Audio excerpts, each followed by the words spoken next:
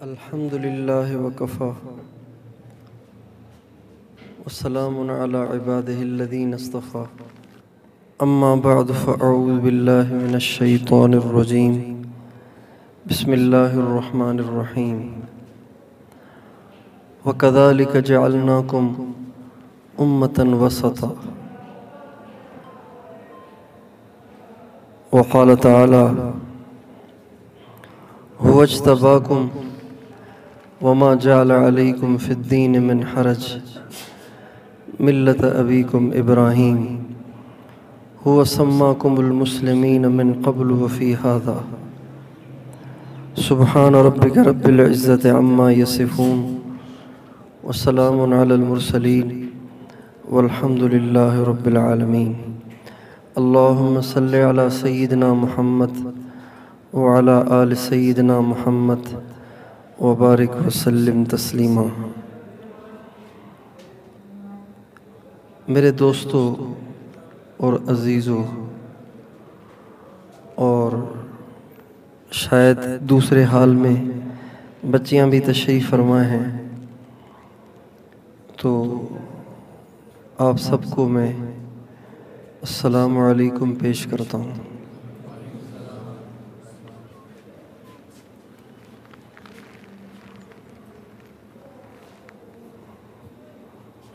تھوڑا ٹائم ہے، چند گزارشات ہیں جو ہماری اس وقت کی ضرورت ہے۔ سب سے پہلی چیز تو یہ کہ اللہ تعالیٰ کا ہمارے اوپر فضل اور احسان ہے کہ اللہ تعالیٰ نے ہمیں ایمان کی دولت سے نوازا ہے۔ ہم مسلمان ہیں، ہم مسلم ہیں، اللہ تعالیٰ نے ہمیں مسلم بنایا ہے۔ یہ ہماری سعادت ہے، یہ ہمارے لیے قابل فخر چیز ہے۔ جیسے لوگ اپنی قومیت پہ فخر کرتے ہیں، اپنے عہدے پہ فخر کرتے ہیں، اپنے گھر پہ فخر کرتے ہیں، اپنی گاڑیوں پہ فخر کرتے ہیں، جنہیں اللہ نے حسن دیا ہو وہ اپنے حسن پہ ناز کرتے ہیں، جنہیں اللہ نے اچھی آواز دی ہو وہ اپنی اچھی آواز پہ ناز کرتے ہیں، جنہیں اللہ نے اور صلاحیتیں دی ہوں تو وہ اپنی صلاحیتوں پہ ناز کرتے ہیں۔ تو جتنی چیزوں پہ ناز کیا جاتا ہے، عہدہ ہو، قومیت ہو اور شہرت ہو، یہ سب چیزیں اس قابل نہیں ہیں کہ ان پہ فخر کیا جائے، اس لیے کہ یہ سب چیزیں انسان کے جسم سے روح کے نکلتے ہی چھوٹ جاتی ہیں۔ جب انسان مر جاتا ہے تو مرنے والا اگر خان ہے، نواب ہے، سردار ہے، چودھری ہے یا صدر ہے، بادشاہ ہے، وزیر ہے، بہت بڑا کوالیفائیڈ ہے، تو اس کے جسم سے روح نکلتے ہی یہ سب چیزیں ختم ہو جاتی ہیں۔ وہ سوائے اس کے کچھ نہیں رہتا کہ بس میت ہے، مردار ہے، اور نہ گھر میں رکھنے کے قابل ہے، نہ تخت پہ بٹھانے کے قابل ہے، نہ کسی کرسی پہ بٹھا کر لیکچر دینے کے قابل ہے، اور کسی اسٹول پہ بٹھا کر کسی پرائمری اسکول کا چپڑاسی بننے کے لائق بھی نہیں ہے۔ وہ سوائے اس کے کسی چیز کے قابل نہیں ہے کہ اسے مٹی میں دبا کے نظروں سے اوجھل کر دیا جائے، اور مٹی میں دبائے جانے کے بعد کیا ہونا ہے؟ پھٹ جانا ہے، کیڑوں کی خوراک بن جانا ہے۔ یہ جو کچھ میں نے عرض کیا یہ سب کے ساتھ ہوتا ہے، ہر ایک کے ساتھ ہوتا ہے، ہر ایک کے ساتھ ہوتا ہے۔ پیسے والوں کے ساتھ بھی ہوتا ہے، غریبوں کے ساتھ بھی ہوتا ہے۔ یہ سب نسبتیں گھٹیاں ہیں جن پہ لوگ فخر کرتے ہیں، اصل وہ نسبت جس پہ فخر کرنا چاہیے، جو واقعی قابل فخر ہے، وہ مسلم ہونا ہے۔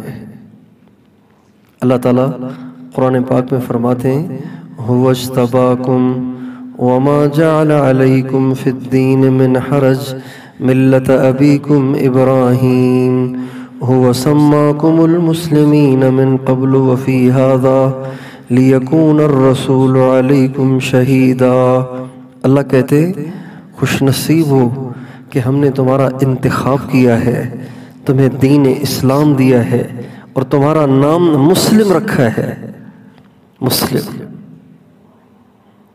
تو پہلی درخواست آپ نوجوان بچے اور بچیوں سے یہ ہے کہ ہمیشہ اپنے اندر اس بات کا احساس رکھو کہ ہم مسلم ہیں، مسلم ہیں۔ کبھی بھی اپنے اندر پختون ہونے کا، پنجابی ہونے کا، پٹھان ہونے کا، سندھی ہونے کا احساس پیدا کر کے اس پہ فخر نہ کرنا۔ اللہ کی نظروں سے انسان جب قومیت کی بنیاد پہ فخر کرتا ہے، جب زبان کی بنیاد پہ فخر کرتا ہے، اللہ کی نظروں سے گر جاتا ہے۔ اللہ تعالیٰ فرماتے ہیں یا ایھا الناس انا خلقناکم من ذکر وانثی وجعلناکم شعوبا وقبائل لتعارفوا ان اکرمکم عند اللہ اتقاکم۔ اے دنیا بھر کے انسانوں، چاروں صوبوں کے رہنے والے انسانوں، 6 بر اعظم میں رہنے والے انسانوں، ہم نے تمہیں ایک نر ایک مادے سے بنایا ہے اور پھر تم میں قومیں بنائی ہیں، ذاتیں بنائی ہیں، زبانیں بنائی ہیں، علاقے بنائے ہیں، اس لیے نہیں کہ تم اس پہ فخر کرو، اس لیے بنائی ہیں تاکہ تعارف ہو۔ بھئی آپ کہاں کے ہیں کہ جی میں شانگلہ کا ہوں، آپ کہاں کے ہیں کہ جی میں کے پی کے کا ہوں، آپ کہاں کے ہیں کہ جی میں سندھ کا ہوں۔ اچھا آپ کا نام کیا ہے؟ عبداللہ۔ تو عبداللہ تو دنیا میں بہت سے ہیں، کون سا عبداللہ؟ کہ جی شانگلہ والا عبداللہ۔ تعارف کے لیے ہے، انٹروڈکشن کے لیے ہے، فخر کے لیے نہیں ہے۔ آگے اللہ فرماتے ہیں پھر فخر کس پہ کیا جائے؟ ان اکرمکم عند اللہ اتقاکم۔ فخر کرو تقوی پر، فخر کرو ایمان پر، فخر کرو اسلام پر، فخر کرو دین پر کہ اللہ تیرا شکر ہے کہ تو نے ہمیں ماں ایسی دی جو ماں کلمہ گو تھی، تو نے ہمیں ایسا باپ دیا جو کلمہ گو تھا، تو نے ہمیں ایسا گھرانہ دیا جو کلمہ گو تھا۔ فار ایگزامپل اگر ہم سب کے سب کسی عیسائی کے گھر میں پیدا ہوتے تو بتائیے ہم مسلمان ہو سکتے تھے؟ کسی ہندو کے گھر میں پیدا ہوتے، انڈیا کی کسی گاؤں میں پیدا ہوتے تو دوستو ہم ہندو ہوتے، ہم مسلمان نہ ہوتے۔ ہمارا مسلمان ہونا یہ محض اللہ کا فضل ہے، یہ محض اس کا کرم، اس کی نعمت ہے، یہ اس کا احسان ہے، ورنہ ہم نے اسلام کے لیے کون سی کوششیں کی ہیں، کون سی محنت کی ہے۔ اسلام کو ہم نے کسی کوشش سے حاصل نہیں کیا۔ ہاں حضرت بلال نے اسلام کو بڑی کوششوں سے کمایا تھا، حضرت عمار نے، حضرت سمیہ نے، اور حضرت خباب نے، اور حضرت صہیب نے، اور حضرت ذنیرہ نے۔ یہ وہ صحابہ ہیں جو مکے کے گرے پڑے لوگ شمار ہوتے تھے، جو ہی انہوں نے کلمہ پڑھا تو مکے کے سارے سردار اور مکے کے غریب امیر سب ان کے دشمن ہو گئے۔ اتنا ان کو ستایا کہ آج اس کا تصور نہیں کیا جا سکتا۔ انہوں نے ان ساری تکلیفوں کو سہ کر اسلام کی علامت کو باقی رکھا، اسلام کی شناخت کو باقی رکھا، اسلام کی پہچان کو باقی رکھا۔ تو یہ ہمارے لیے قابل فخر چیز ہے کہ ہم مسلمان ہیں۔ مسلمان چاہے کتنا گرا پڑا کیوں نہ ہو، چاہے مسلمان نماز بھی نہ پڑھتا ہو، مسلمان سنت پہ بھی نہ چلتا ہو، مسلمان چور بھی ہو، ڈاکو بھی ہو، اور مسلمان زانی بھی ہو، اور مسلمان بدکار اور بدماش بھی ہو، لیکن دنیا کے سارے کافروں سے ایک مسلمان زیادہ قیمتی ہے۔ یہ میں نہیں کہہ رہا ہوں، یہ اللہ کے نبی نے کہا ہے، یہ اللہ کے نبی نے کہا ہے۔ ہمارے نبی ایک دفعہ تشریف فرما تھے، ایک شخص کا گزر ہوا، بڑا معزز تھا، وہ مدینے کے معززین میں اس کا شمار ہوتا تھا، لیکن اپنے آپ کو ظاہر مسلمان کرتا تھا، لیکن اندر میں اس کے نفاق تھا، منافق تھا، یعنی کافر تھا۔ جب وہ گزرا تو ہمارے نبی نے صحابہ سے پوچھا ماذا تقولون فی ھذا الرجل، اس شخص کے بارے میں کیا کہتے ہو تم؟ کہنے لگے جی بڑا معزز آدمی ہے، مجلس میں آئے تو لوگ جگہ چھوڑ دیتے ہیں، اس کو اپنے قریب بٹھاتے ہیں اور اس کو آگے سے آگے بٹھاتے ہیں، اس کا ادب احترام کرتے ہیں۔ مجلس میں نہ ہو تو لوگ پوچھتے ہیں فلاں صاحب نظر نہیں آ رہے، اگر کسی کے ہاں رشتے کا پیغام بھیج دے تو ہر ایک اپنی بیٹی اس کے رشتے میں دینے کو اپنی سعادت سمجھے۔ تو آپ خاموش ہو گئے۔ اتنی دیر میں ایک پکا مسلمان، سچا مسلمان لیکن غریب مسکین گرا پڑا، وہاں سے گزرنے لگا۔ آپ نے صحابہ سے پوچھا اس کے بارے میں بھلا کیا کہتے ہو؟ کہا جی بیچارہ ایسے ہی ہے، مجلس میں آئے گا تو کوئی جگہ نہیں دے گا، نہیں آئے گا تو کوئی پوچھے گا نہیں، رشتے کا پیغام بھیج دے گا تو ہر ایک اپنی کنی کترائے گا، ہر ایک اپنی جان چھڑائے گا۔ آپ نے فرمایا وہ جو پہلے والا جس کی صفات کو تم نے بیان کیا ساری دنیا اس سے بھر جائے تو اس ایک کے برابر نہیں ہو سکتے، اس لیے کہ وہ کافر ہے، یہ میرا امتی مسلمان ہے۔ مسلمان بڑا قیمتی ہے، اس لیے جو شخص اپنی قومیت پہ فخر کرتا ہے، اپنی زبان پہ فخر کرتا ہے، اپنی ڈگری پہ فخر کرتا ہے، اپنے عہدے پہ فخر کرتا ہے، وہ شخص اپنی قیمت کو گراتا ہے، وہ شخص اپنی قیمت کو گراتا ہے۔ تو ایک نقطہ، ایک اہم درخواست آپ سارے نوجوانوں سے یہ ہے، دیکھو یہ جوانی کا عرصہ ہے، آپ کو ادھر ادھر سے بہت سی آوازیں سنائی دیں گی، ادھر ادھر سے بہت سی آوازیں آپ کو سنائی دیں گی، آپ ساری آوازوں سے کان بند کر لو، کانوں میں انگلیاں ڈال لو، بس اس فرمان پہ پکے رہو، هو سماکم المسلمین، اور اللہ فرماتے ہیں وَكَذَلِكَ جَعَلْنَاكُمْ أُمَّةً وَسَطًا، ہم نے تمہیں محمد کی امت بنایا ہے، تمہارے لیے یہی کافی ہے۔ اپنے مسلم ہونے کا اپنے دل میں ضرور احساس رکھو۔ اسلام پہ کتنا چل رہے ہو یہ الگ بات ہے، لیکن اتنا احساس ضرور رکھو کہ ہم مسلم ہیں، ہمیں اسلام پہ رہنا ہے اور اسلام ہی پہ مرنا ہے۔ کہو انشاءاللہ۔ کس پہ مرنا ہے؟ اسلام پہ مرنا ہے، اسلام پہ مرنا ہے۔ آپ نوجوان ہیں، شاید آپ وہ دور بھی دیکھیں کہ جب لوگ اسلام کو دھڑا دھڑ چھوڑیں گے، ہزاروں کی تعداد میں نہیں، لاکھوں کی تعداد میں نہیں، کروڑوں کی تعداد میں آپ بچے یہ جتنے نوجوان بیٹھے ہوئے شاید وہ دور دیکھیں جب کروڑوں کی تعداد میں دھڑا دھڑ لوگ اسلام سے منحرف ہوں گے، اسلام سے مرتد ہوں گے، صرف پیسے کے لالچ میں اور عزت کے لالچ میں اور بیوی بچوں کی ضروریات کو پورا کرنے کے لالچ میں اپنے اسلام سے دستبردار ہو جائیں گے۔ اللہ تعالیٰ سے اس کی ہمیں دعا کرنی چاہیے کہ ہم رہیں بھی مسلمان اور مریں بھی مسلمان۔ ٹھیک ہے انشاءاللہ۔ ایک تو آپ سے یہ درخواست ہے کہ کسی نسبت کو اپنے دل میں جگہ نہ دیں، ہم بس اتنا ہی کافی ہے کہ ہم مسلم ہیں۔ دوسری درخواست یہ ہے کہ دنیا میں مسلم تو بہت ہوئے، موسیٰ علیہ السلام کے امتی بھی مسلمان ہی تھے، جب حضرت موسیٰ تھے ان کا دین منسوخ نہیں ہوا تھا تو اس وقت بھی ان کے ماننے والے مسلم کہلاتے تھے، مسلمان تھے، اللہ کے ماننے والے تھے۔ جب عیسیٰ علیہ السلام حیات تھے اور جب تک ان کی شریعت منسوخ نہیں ہوئی تھی تو ان کے ماننے والے بھی ایسے ہی تھے، ایسے ہی تمام انبیاء علیہ السلام۔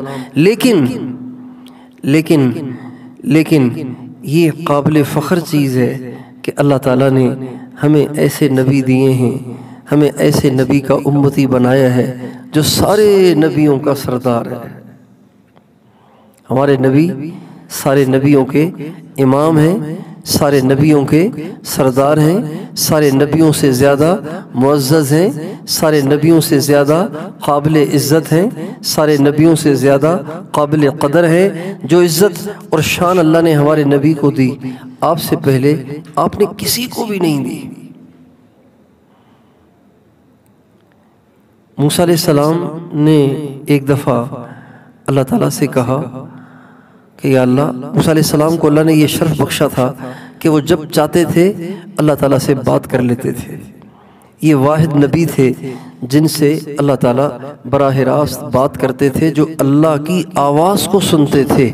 کوہ طور پہ چڑھ جاتے تھے، اللہ کی آواز آتی تھی، ان کا سوال ہوتا تھا، اللہ کا اپنی آواز میں جواب ہوتا تھا۔ اللہ اکبر، یہ سب سے بڑی بات تھی۔ اور اللہ کی آواز ہر ایک سن نہیں سکتا۔ اللہ کی آواز میں اتنی طاقت ہے کہ ہر ایک سن نہیں سکتا۔ تو کتابوں میں لکھا ہے اللہ تعالیٰ نے موسیٰ علیہ السلام کو عام انسان سے ہزاروں گنا زیادہ سننے کی قوت عطا فرمائی تھی۔ عام انسان سے ہزاروں گنا زیادہ، 70,000 گنا زیادہ اللہ تعالیٰ نے موسیٰ علیہ السلام کو اکیلے کو سننے کی طاقت عطا فرمائی تھی، اس لیے وہ اللہ کی آواز کو سن لیتے تھے۔ جب انسان بن دیکھے کسی کی آواز سنتا ہو اور مسلسل سنتا ہو اور اس سے محظوظ ہوتا ہو، لذت پاتا ہو، تو کبھی انسان کے دل میں یہ خواہش تو پیدا ہوتی ہے نا کہ آخر دیکھو تو صحیح وہ ہیں کیسے۔ تو ایک دفعہ موسیٰ علیہ السلام نے اللہ تعالیٰ سے کہا، رب ارنی انظر الیک، اے اللہ اب تک تو تیری آواز سنی ہے، ذرا ایک دفعہ آپ اپنا دیدار بھی تو کرائیں نا کہ میں آپ کو دیکھوں کہ آپ کیسے ہیں۔ اللہ تعالیٰ نے فرمایا، موسیٰ آپ مجھے نہیں دیکھ سکتے۔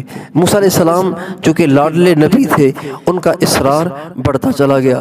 جب بڑھتا چلا گیا تو اللہ تعالیٰ کے انکار کی شدت بھی بڑھ گئی، اور اللہ نے فرمایا، لن ترانی، موسیٰ یہ ممکن ہی نہیں کہ آپ مجھے دیکھ سکیں، ہرگز یہ نہیں ہو سکتا کہ آپ مجھے دیکھ سکیں۔ ہاں آپ کا اصرار ہے تو آزما لیتے ہیں، چیک کر لیتے ہیں۔ اس کی صورت یہ ہے، وَلَكِنْ انظُرْ إِلَى الْجَبَلِ فَإِنِ اسْتَقَرَّ مَكَانَهُ فَسَوْفَ تَرَانِي، اے موسیٰ میں اپنے نور کی تجلی ایک پہاڑ پہ ڈالوں گا، اگر وہ پہاڑ میرے نور کی تجلی کو برداشت کر جائے تو پھر شاید آپ بھی برداشت کر جائیں۔ لہٰذا پہلے میں اپنے نور کو پہاڑ پہ چیک کرتا ہوں، اگر پہاڑ برداشت کر گیا پھر سوچیں گے کہ آپ کو دیدار کرانا ہے کہ نہیں کرانا۔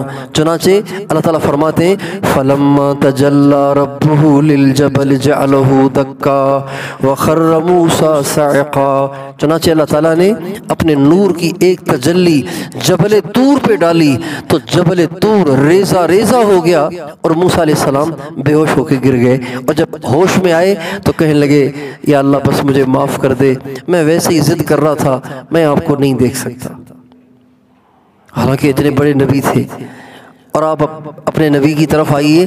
ہمارے نبی، حدیث کی کتابوں میں آتا ہے، آپ علیہ السلام بیت اللہ شریف میں، اور ایک روایت میں آپ علیہ السلام حضرت ام ہانی، یہ حضرت علی المرتضیٰ کی ہمشیرہ ہیں، ان کے گھر میں لیٹے ہوئے تھے۔ حضرت جبریل علیہ السلام کو اللہ تعالیٰ نے جنت کا براق دے کر بھیجا اور فرمایا، میرے نبی کو میرے پاس لے کر آؤ، میرا دل چاہتا ہے کہ آج میں اپنے نبی کو اپنا دیدار کراؤں۔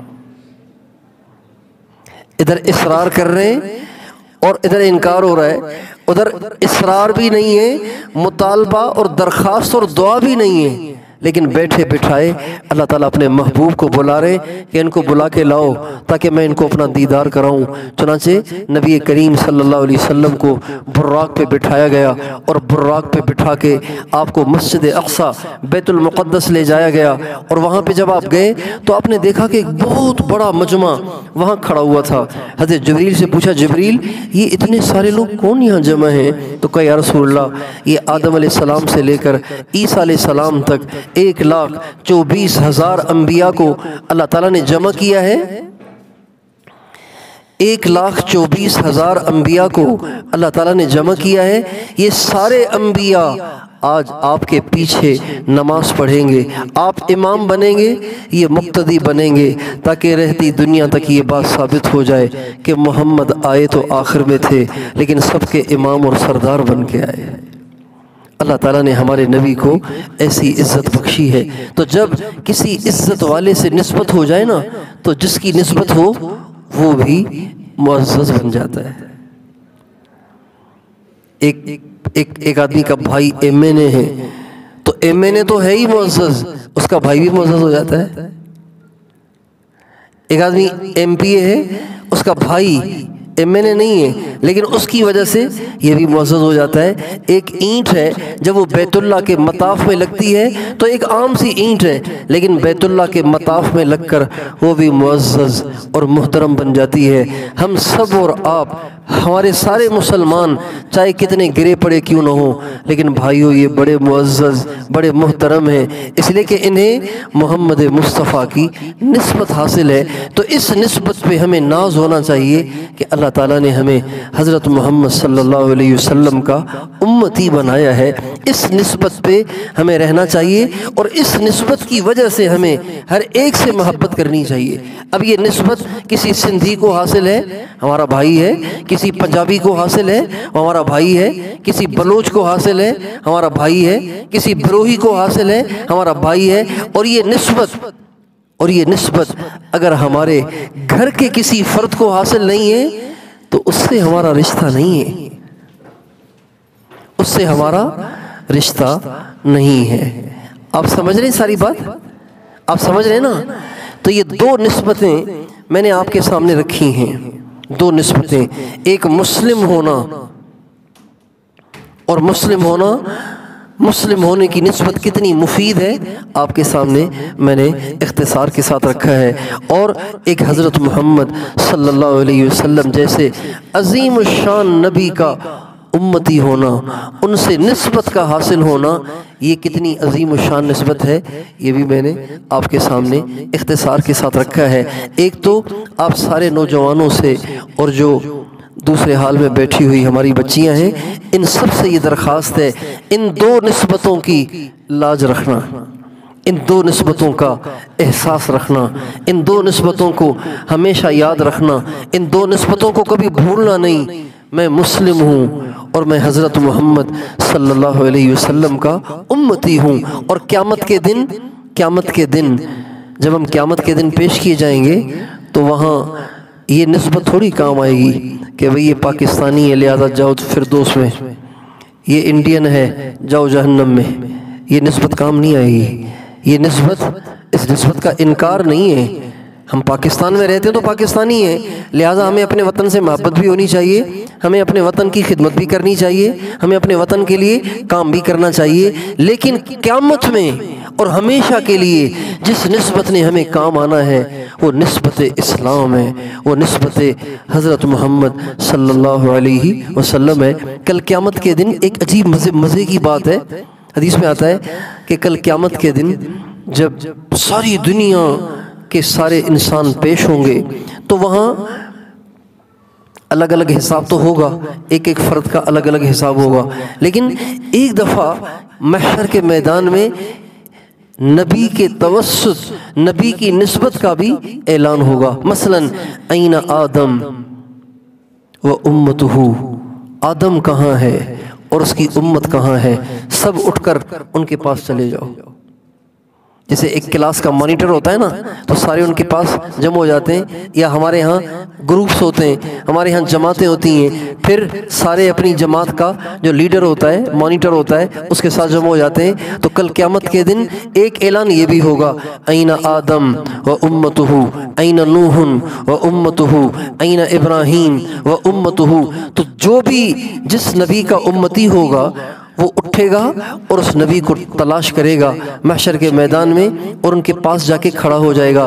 بتائیے کل قیامت کے دن کتنی عزت کی بات ہے اور کتنے اعزاز کی بات ہے کہ جب قیامت کے دن یہ اعلان ہوگا، این محمد و امتہ، محمد کہاں ہے اور ان کی امت کہاں ہے۔ تو کتنے خوش نصیب ہیں یہ گرے پڑے گناہگار کہ جنہیں یہ نسبت تو حاصل ہے نا کہ جب اعلان ہوگا کہ محمد اور ان کے امتی کہاں ہیں، تو جہاں پیران پیر شیخ عبد القادر جیلانی کھڑے ہوں گے، جہاں جنید بغدادی کھڑے ہوں گے، جہاں امام ابو حنیفہ کھڑے ہوں گے، جہاں اویس قرنی کھڑے ہوں گے، جہاں صدیق اکبر اور فاروق اعظم اور عثمان ذو النورین اور شیر خدا اور امام حسن اور حسین کھڑے ہوں گے، وہاں میرے آپ جیسے گرے پڑے گنہگار امتی اور امتی عورتیں وہ بھی کھڑے ہو کے اپنے نبی کے جھنڈے کی طرف چلیں گے۔ بتائیے کتنا بڑا اعزاز ہے۔ اور قیامت کے دن جس کے لیے یہ ظاہر ہو گیا کہ یہ محمد کا ساتھی ہے، یہ محمد کے غلاموں میں اس کا نام شمار ہے، تو میرا خیال ہے اللہ تعالیٰ اپنے نبی سے جس درجے کی محبت قرآن میں جتلاتے ہیں، اس محبت کا تقاضا یہی بنے گا کہ جس کے ساتھ محمد کی نسبت ہوگی انشاءاللہ اس کا بیڑا غرق نہیں ہوگا، پار لگے گا۔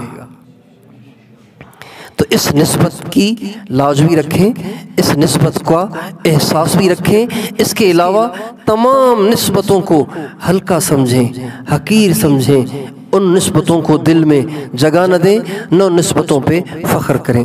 ایک تو یہ دو باتیں۔ تیسری بات یہ کہ جس دنیا میں ہم رہتے ہیں اس دنیا کے کچھ تقاضے ہیں۔ اللہ نے پیٹ دیا ہے تو ضروری ہے کہ اس پیٹ کے لیے بھی ہمیں کچھ محنت کرنی ہے، جستجو کرنی ہے۔ اللہ نے ہمیں ایک ملک دیا ہے، اس ملک کی ہمیں خدمت کرنی ہے، اس ملک کو ہم نے آگے لے کر جانا ہے۔ یہ ساری باتیں اس دنیا میں ضروری ہیں، لیکن ایسے نہ ہو کہ ہم اسی دنیا کو بنانے اور اسی دنیا کو سنوارنے میں ایسے مگن ہو جائیں کہ مرنے کے بعد کی جو ہمیشہ کی زندگی ہے اس سے ہم بالکل غافل ہی ہو جائیں۔ ایسے نہ ہو جائیں کہ دنیا بناتے بناتے ہم نمازوں ہی سے غافل ہو جائیں، اللہ کے حکموں سے ہی غافل ہو جائیں، اپنے نبی کے طریقوں سے ہی غافل ہو جائیں۔ نہیں، آپ دنیا کے کام بھی کریں، اس کے ساتھ ساتھ اللہ کے احکام کو بھی پورا کریں، نماز کا بھی اہتمام کریں۔ بڑا دکھ ہوتا ہے، بڑا صدمہ ہوتا ہے اور دل زخموں سے چور چور ہو جاتا ہے جب ان پختون علاقوں اور ان پہاڑی علاقوں کے نوجوانوں کو بھی ہم دیکھتے ہیں کہ اذانیں سن کے وہ مسجد میں نہیں آتے، حالانکہ یہ ان آباء و اجداد کی اولادیں ہیں۔ ان کے آباء و اجداد وہ تھے جنہوں نے زمین کے خداؤں سے ٹکر لے کر اپنے دین کو بچایا۔ ہمارا سندھ انگریزوں کے ہاتھوں بک گیا تھا، پنجاب انگریزوں کے ہاتھوں بک گیا تھا، اور ہمارے آس پاس کے سارے علاقے انگریزوں کے ہاتھوں بک گئے تھے۔ انہوں نے جاگیریں لے کر اپنے دین سے دستبرداری اختیار کر لی تھی، لیکن یہ جو شمالی علاقہ جات ہیں ان کے آباء و اجداد نے انگریزوں سے جاگیریں، ملنے والی جاگیروں کو ٹھکرایا اور اپنے دین کو بچایا، نماز کو بچایا، اپنی پگڑی کو بچایا، اپنی ماں بیٹی کے برقعے اور دوپٹے کو بچایا۔ آج کی نوجوان نسل دنیا کے پیچھے ایسی دیوانی ہو گئی کہ جاگیریں تو کیا ملتی، مفت ہی میں انہوں نے دین کی دھجیاں اڑا دی اور نافرمانی کی زندگی گزارنے لگ گئے۔ تو میرے دوستوں اور میرے نوجوان بھائیوں، آپ سے درخواست ہے کہ صرف یہ دنیا نہیں ہے، آخرت بھی ہے، اور ضروری نہیں ہے کہ انسان بوڑھا ہو کے ہی مرے۔ دنیا میں بھی جوانی میں بھی بہت سے لوگ مر جاتے ہیں۔ کتنے نوجوان ہیں جن کے دماغ میں پتہ نہیں کتنی پلاننگز ہیں، لیکن اچانک جب موت کا جھٹکا آتا ہے تو بیچارے ساری ڈگریاں یہیں چھوڑ کے قبر کی مٹی میں مل کے مٹی ہو جاتے ہیں۔ اس لیے آپ جس راستے پر چل رہے ہیں اس میں بھی کمال پیدا کریں، اس میں بھی مہارت پیدا کریں، اس میں بھی دیانتداری کے ساتھ لگیں اور ملک کی خدمت کے لیے لگیں، عوام کی خدمت کے لیے لگیں، مخلوق کی خدمت کے لیے لگیں۔ دیکھیں، کتے کو پانی پلایا ایک فاحشہ نے تو جنت میں چلی گئی۔ جو انسانوں کے لیے پانی کا انتظام کرے گا، دوا کا انتظام کرے گا، علاج معالجے کا انتظام کرے گا، رہائش کا انتظام کرے گا اور دکھی انسانوں کی دعائیں لے گا، اللہ اس کو جنت نہیں دے گا؟ اس لیے آپ جس فیلڈ میں چل رہے ہیں اس میں اللہ کو راضی کرنے کے لیے چلیں، آخرت بنانے کے لیے، مخلوق کی خدمت کے لیے، اپنے ملک کی ترقی کی نیت سے لگیں، لیکن آخرت کو نہ بھولیں، اللہ کے فرائض کو نہ بھولیں، اللہ کے فرائض کی بھی ساتھ ساتھ پابندی کریں۔ یہ 3 باتیں ہو گئیں۔ چوتھی بات یہ ہے کہ انسان کی اصل عزت، انسان کی اصل عزت اور انسان کا اصل اعزاز وہ اس کی ڈگریوں سے نہیں ہے، وہ اس کے اپنے کردار سے ہے۔ انسان کا کردار اچھا ہونا چاہیے۔ جو لوگ زبان کے تیز ہوتے ہیں اور اخلاق کے برے ہوتے ہیں اور اوروں کے حقوق کھانے میں بے درد ہوتے ہیں اور دل دکھانے میں بہت آگے ہوتے ہیں، وہ بڑی بڑی ڈگریاں پا کے بھی سب کے لیے مبہوت بنے رہتے ہیں۔ اس لیے آپ سارے نوجوانوں سے درخواست ہے کہ نوجوانی کا جو مرحلہ ہے نا، یہ جذباتی مرحلہ ہوتا ہے، اس میں غصہ بھی زیادہ آتا ہے، زبان بھی خوب چلتی ہے، دماغ بھی خوب چلتا ہے۔ آپ سارے نوجوان بچے بچیوں سے درخواست ہے کہ آپ اپنی جوانی کے جذبات کو کنٹرول کرنا سیکھیں، کبھی کسی کو گالی نہ دیں، کبھی کسی سے تیز لہجے میں بات نہ کریں، کبھی کسی کی عزت کو نقصان نہ پہنچائیں، کبھی کسی کی بے عزتی نہ کریں، اور کبھی کسی اپنے کلاس فیلو جو کسی غریب کا بیٹا ہے اس کو حقیر نہ جانیں۔ اللہ کے ہاں امیر اور غریب کو نہیں دیکھا جاتا، بلکہ اللہ کے ہاں کردار کو دیکھا جاتا ہے۔ آج آپ جن لوگوں کے نام لیوا ہیں نا، وہ سارے مالدار نہیں تھے، ان میں سے اکثر غربا تھے۔ اپنے نبی کی زندگی کو آپ دیکھ لیجئے، جس نبی پہ ہم اپنی جان بھی آج دین سے اتنا دور ہونے کے باوجود بھی فدا کرنے کو تیار ہے۔ ہمارے انڈیا کی ایک عورت نے ہمارے نبی کی شان میں چند غلط جملے کہے، ہمارا دل چرا ہوا ہے، ہمارا دل ٹکڑے ہوا ہے۔ ہمارا ہر نوجوان اس پہ دکھی ہے، ہمارا ہر بوڑھا اس پہ دکھی ہے، ہماری ہر عورت اس پہ دکھی ہے کہ اس بدبخت عورت نے ہمارے نبی کی شان میں کیوں گستاخی کی۔ کیوں بھی ایسے ہے کہ نہیں ہے کہ نہیں؟ تو اتنی غیرت تو ہم رکھتے ہیں نا اپنے نبی کے بارے میں، لہٰذا ہمیں چاہیے کہ ہم ہر مسلمان کی قدر کریں، کسی کا دل نہ دکھائیں، کسی کا حق نہ کھائیں، کسی کو پریشان نہ کریں، کسی کو حقیر نہ جانیں، اس لیے کہ غریب سے غریب بھی اللہ کا تو بندہ ہے، حضور کا تو امتی ہے۔ ہر مسلمان حضور کی نشانی ہے، ہر مسلمان حضور کی نشانی ہے۔ آپ کے ساتھ اگر کوئی کسی مزدور کا بیٹا پڑھ رہا ہے تو وہ حضور کی نشانی ہے، آپ اس کی قدر کریں۔ حضور کی نشانی اس طرح سے ہے کہ ہمارے نبی نے ساری زندگی آنسو بہائے، لمبی گھنٹوں دعائیں مانگیں، خدائے پاک کی قسم حضرت فاطمہ کے لیے نہیں، حضرت عائشہ کے لیے نہیں، امام حسن حسین کے لیے آپ نے گھنٹوں دعائیں نہیں کیے، ہمیشہ گھنٹوں آپ نے آنسو اپنی امت کے ہر مسلمان کے لیے بہائے ہیں۔ آج جس مسلمان کو غریب سمجھ کر آپ نگاہوں سے گراتے ہیں اور اس کے لیے ہلکے الفاظ استعمال کرتے ہیں اور اس کا دل دکھاتے ہیں اور اس کو تحقیر آمیز لہجے میں اس کو مخاطب کرتے ہیں، یہ وہ ہے جس کے لیے حضور نے آنسو بہائے تھے۔ لہٰذا اپنے کردار کو اچھا کریں، اپنے اندر بردباری اور برداشت پیدا کریں، ناگواریاں آئیں اسے برداشت کریں۔ ہمارے نبی نے ایک دفعہ صحابہ سے پوچھا، ما تعدون فیکم الصراع، تم پہلوان کسے کہتے ہو؟ کہا جی پہلوان اسی کو کہیں گے کہ جو لوگوں کو بچھاڑ دے، لوگوں کو کشتی میں گرا دے۔ اور ہمیں نہیں، میرے نزدیک پہلوان وہ نہیں ہے جو لوگوں کو کشتی میں گرائے، میرے نزدیک پہلوان وہ ہے الذی یملک نفسہ عند الغضب، جب غصہ آئے تو اپنے آپ پہ قابو پائے، میرے نزدیک وہ پہلوان ہے۔ تو اب سارے بچے ہمیشہ کے لیے اپنے غصے پہ قابو پائیں۔ دیکھیں ابھی آپ نوجوان ہیں، آپ کی شادیاں ہوں گی، آپ کے بچے ہوں گے، آپ کی فیملیاں بنیں گی۔ اگر آپ نے اس عمر میں اپنی طبیعتوں پہ کنٹرول کرنا نہ سیکھا، گھروں کو نہیں چلا پاؤ گے۔ یہ بچیاں اپنے گھروں کو نہیں چلا پائیں گی، آپ اپنے گھروں کو نہیں چلا پائیں گے۔